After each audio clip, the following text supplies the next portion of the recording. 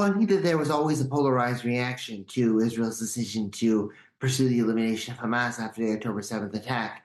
I think large swathes of the global south, possibly with the exception of India's Narendra Modi, were pretty much opposed to that decision from the beginning. Russia and China's arguments were quite convincing to them, whereas the West was generally behind it. So I would probably recalibrate that to say that Israel is losing significant amounts of support in the West, but in the global south, it probably had lost it already.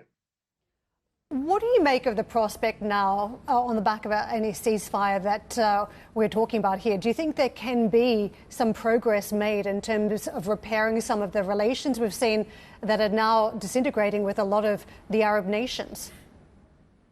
Well, I think that basically the prospects of a ceasefire depend on a number of things. I mean, one of them would obviously be how the regional war dimension plays out. The Americans have made it very clear that the Iranians should not target American facilities, but they've also expressed concern over the past 48 hours that an Israeli diplomatic facility will be attacked.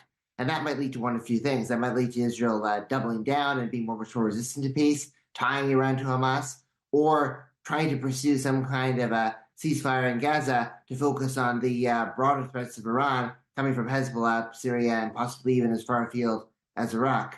So that's one thing that could be impacting a lot of this.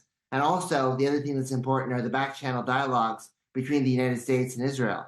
Yes, we've been seeing Yair Lapid visit Washington and try to repair ties and express concern about how Netanyahu has damaged the relationship, and American officials are becoming more critical. But the U.S. did authorize large numbers of bombs of quite lethal quantity on the day the aid workers were killed.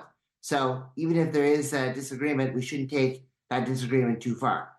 Yeah, Samuel, I mean, my wonder then is, does the majority or does the withdrawal then of those majority of troops out of Khan Yunis in southern Gaza, is that somewhat of an olive branch, somewhat to say that, look, we are making some concessions here as Israel?